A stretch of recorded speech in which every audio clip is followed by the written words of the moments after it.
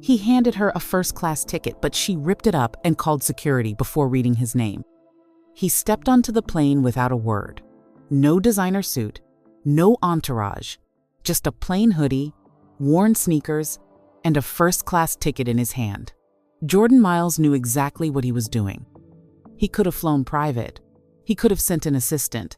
He could have called a board meeting and launched a full investigation from the top, but that wouldn't show him the truth. Not the real truth. He needed to feel it, to see what his airline had become when no one was watching. Jordan wasn't just any businessman. He was the quiet billionaire behind Luminary Global, the AI firm that had just acquired a major stake in Nova Skies Airlines.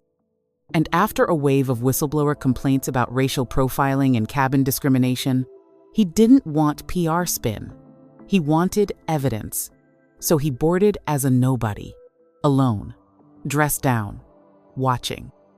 His boarding pass scanned green without issue, but the moment he entered the first-class cabin, the shift was instant. Eyes turned, whispers started. And then came Chase, the flight attendant, standing like a wall at the aisle. He didn't ask for ID, didn't rescan the ticket, just took one look at Jordan and said loud enough for 3 rows to hear, "First class is for premium guests, sir." He snatched the ticket from Jordan's hand, tore it in two, and pointed toward the back. Jordan didn't move. He didn't speak. But something in his stillness made the entire cabin go quiet. Phones started to rise. The torn halves of Jordan's ticket fluttered to the floor, but he didn't reach down. He simply looked at Chase, calm, unreadable, as the man turned his back and walked away like the matter was settled. But it wasn't. Not even close. From the front galley, another figure stepped in. Sandra Pierce, flight manager, early 50s. Confident, performed authority, like theater. She walked over with arms crossed, scanning Jordan like he was a disruption, not a guest. "Is there an issue here?" she asked, already knowing the answer she wanted. Chase didn't hesitate. "Tried to sneak into first. Fake ticket or something." Sandra didn't ask for details, didn't verify anything. She didn't even glance at the manifest. She just nodded and said, loud enough for the cabin to hear, "This happens more than you'd think. People from Coach printing fake upgrades. It's a thing now." A few passengers raised eyebrows. Some looked away.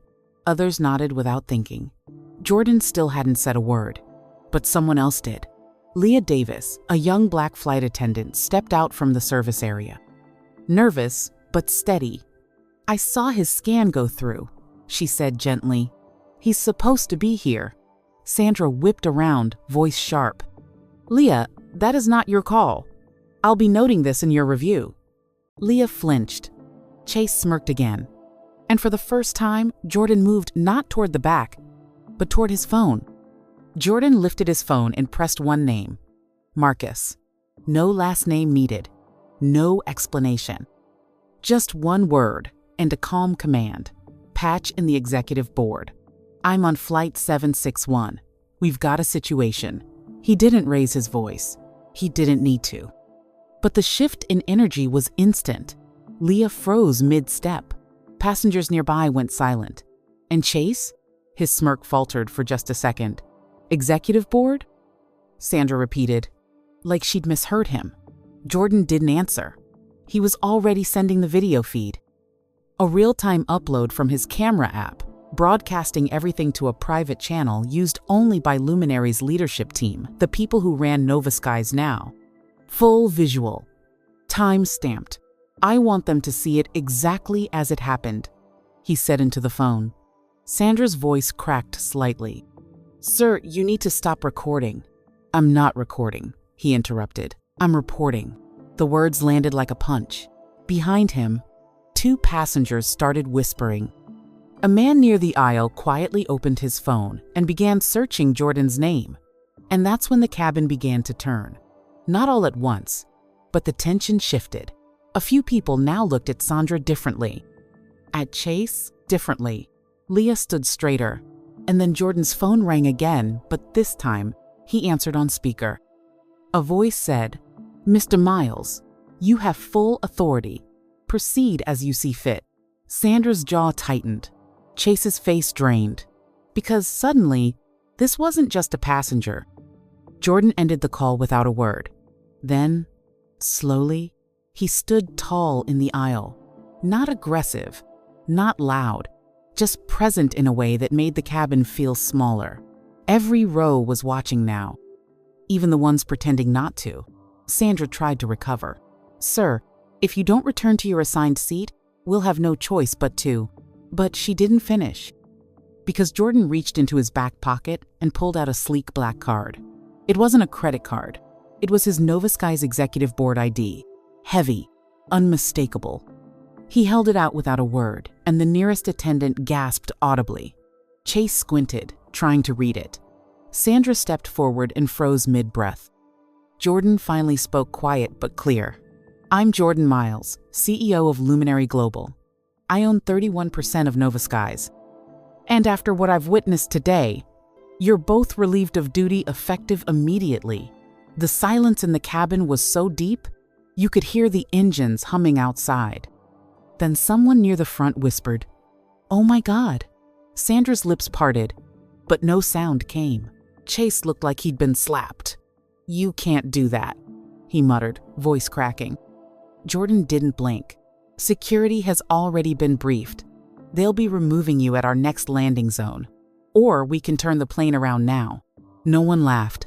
No one moved. Even the captain's voice had gone quiet over the comms. The entire plane had shifted and the crew knew it. The overhead chime rang out. One tone, then two. A subtle signal that the flight deck was listening. A moment later, the cabin phone at the front desk lit up. Sandra answered it with trembling fingers. "Yes, Captain," she said, her voice low now, nothing like the clipped confidence from earlier. She paused, nodded slowly, then hung up without a word. She turned to Chase.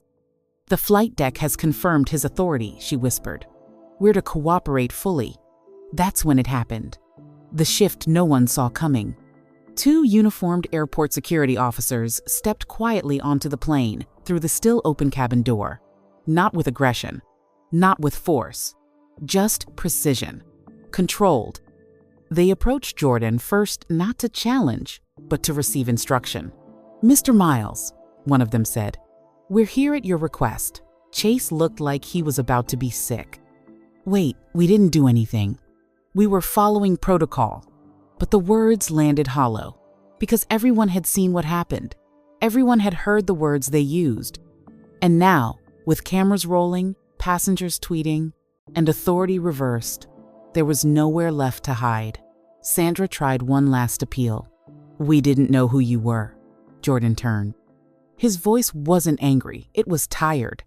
"That's the problem," he said. "You shouldn't have to." Security nodded. "Sir?" Jordan gestured calmly. "Escort them off the aircraft, now." The walk of shame didn't happen fast. It wasn't violent. No shouting. No dragging.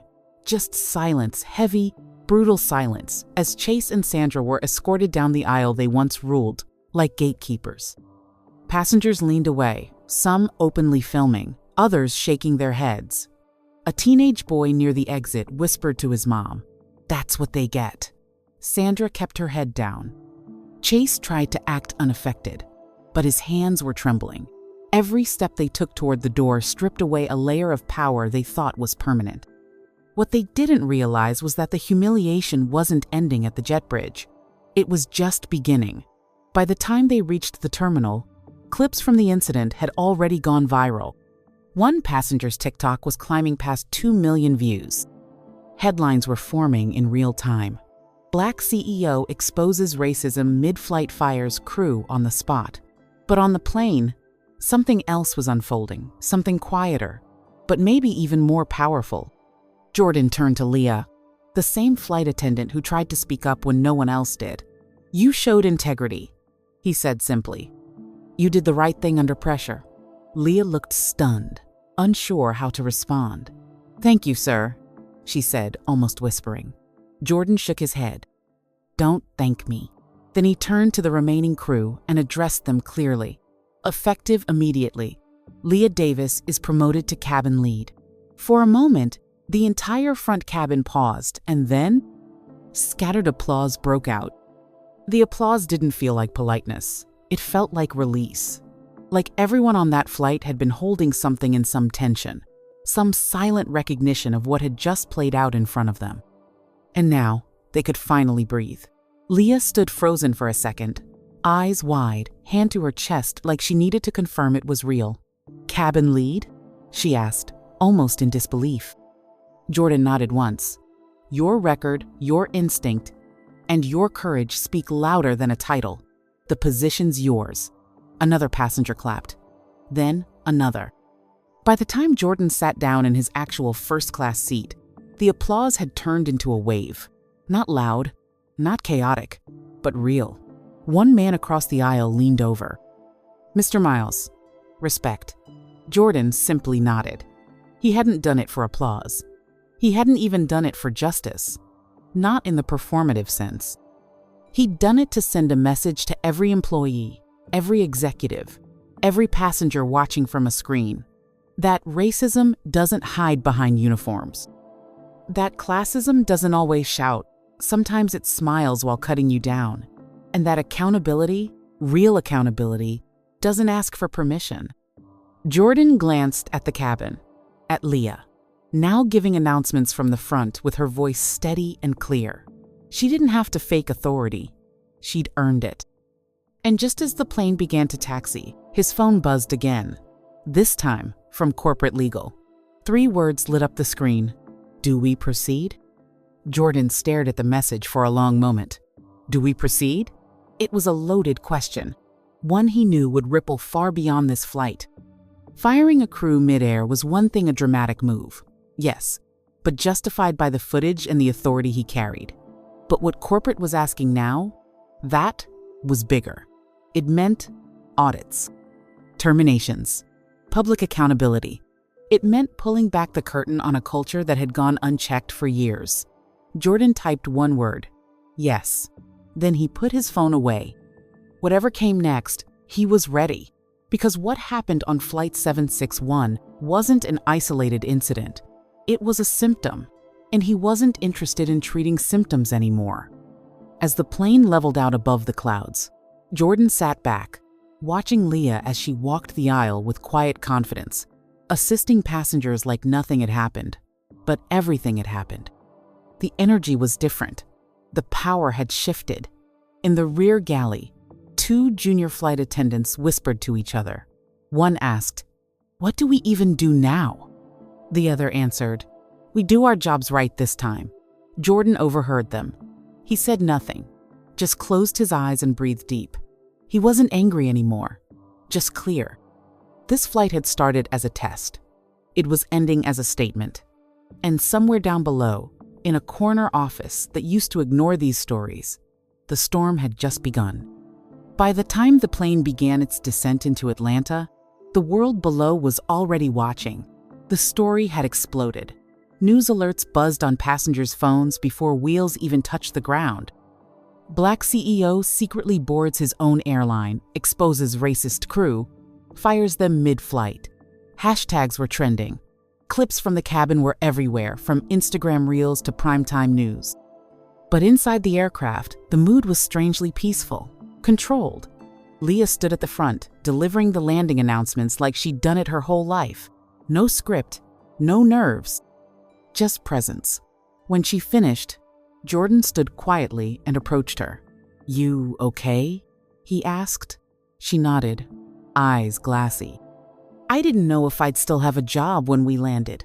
Jordan's voice was firm but kind. "You have more than a job. You have my respect. And now, my trust."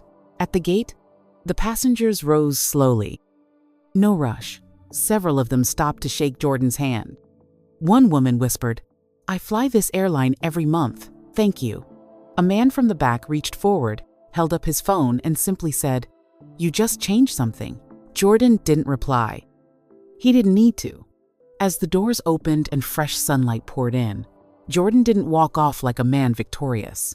He walked off like a man beginning something. A ripple had started in that cabin. Now, it was spreading, and the system that thought it was untouchable had just been put on notice. Hours after landing, A quiet memo circulated through every Nova Sky's internal channel. It came from the desk of Jordan Miles, but there was no signature, just one clear headline: New Era, Zero Tolerance. The memo detailed sweeping policy changes, mandatory bias training, passenger treatment audits, anonymous reporting lines directly to the executive board. But more than that, it included something rarely seen in corporate language: names, real accountability. Chase Monroe, terminated. Sandra Pierce, terminated. A list of prior complaints that had been buried, now surfaced. Leah Davis, promoted to senior cabin manager, with full authority to oversee onboarding for future flight leads. No sugarcoating, no PR spin, just truth, delivered with surgical precision. News outlets begged Jordan for interviews. He declined. The footage spoke for itself. In boardrooms across the country, executives whispered about what he'd done. Some called it reckless, others revolutionary. But for the passengers of Flight 761, it was something else entirely. It was right. Jordan returned to his office that night, phone buzzing nonstop. He looked out across the city, thinking not of revenge, but of repair. This wasn't about a seat in first class. It never was. It was about reminding people what leadership actually looks like.